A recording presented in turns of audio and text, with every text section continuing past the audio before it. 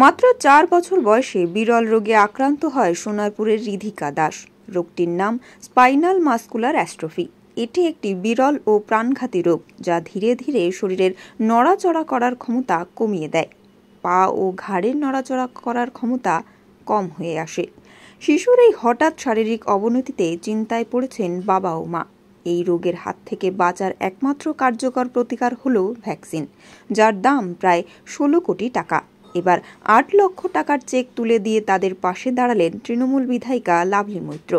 রিধিকা ও একটি বিরল রোগে আক্রান্ত এবং আগামী 1 বছর ওর কাছে সময় আছে, যেখানে একটা ওষুধ, যেই ওষুধটা ওর জীবন বাঁচাতে পারে, সেই ওষুধের দাম প্রায় 9 কোটি টাকা।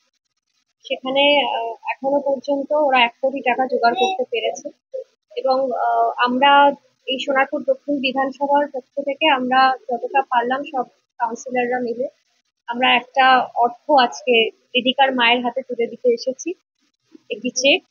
এবং পাশাপাশি আমরা আবারও চেষ্টা করছি আরো কিছু অর্থ যদি আমরা জোগাড় করে রিধিকার মায়ের হাতে তুলে দিতে পারি। এবং তার সাথে আমার এই আপনাদের মাধ্যমে সমস্ত সহৃদয় ব্যক্তির কাছে আমার অনুরোধ থাকবে যে যদি কোনো ব্যক্তি তার নিজের ইচ্ছেতে এই ছোট্ট শিশুটির পাশে দাঁড়াতে চায় তার প্রাণ বাঁচানোর জন্য, তাহলে আপনারা অবশ্যই আমাদের বিধানসভার এই 11 নম্বর ওয়ার্ডে রিধিকা থাকে, এখানে আপনারা যোগাযোগ করতে পারেন আমাদের সঙ্গে এবং যার যতটুকু সামর্থ্য যদি আপনারা একটু হাত বাড়িয়ে দেন, আপনারা একটু সহযোগিতা করেন।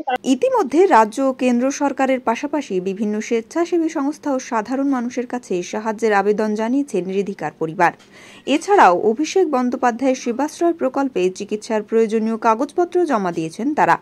এ বিষয়ে রিধিকার মা বলেন, তো আমরা ইম্প্যাক্ট গুরু নামক একটা অনলাইন এনজিওর মাধ্যমে ক্রাউড ফান্ডিংটা করছি। আপনারা গুগলে গিয়ে সার্চ করলেও রিধিকা দাস ইম্প্যাক্ট গুরু সার্চ করলে আপনারা ওর লিঙ্ক, ওর স্ক্যানার সমস্ত কিছুই পেয়ে যাবে।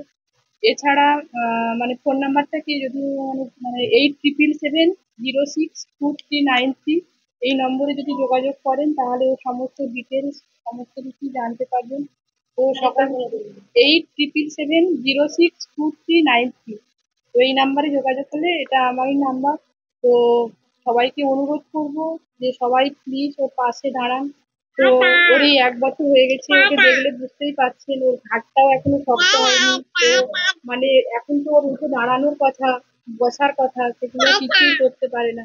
তো গত 1 মাস ও হসপিটালে ছিল, আইসিইউতে। ও বাঁচার জন্য ভীষণভাবে লড়াই করছে। তো সবার কাছে হাত জোড় করে অনুরোধ করবো সবাই প্লিজ ওর পাশে থাকুন, ও যাতে সুস্থ আর 5টা বাচ্চার মতো এই পৃথিবীর বুকে থাকতে পারে। সামাজিক মাধ্যমে ছড়িয়ে পড়েছে সাহায্যের বার্তা। ইতিমধ্যেই রিধিকার চিকিৎসার জন্য সাড়া দিতে শুরু করেছেন অনেকেই। শিল্পী, সঙ্গীত শিল্পী, সমাজসেবী ও সাধারণ মানুষ সকলেই রিধিকার সুস্থ হয়ে ওঠার জন্য একজোট হয়েছেন।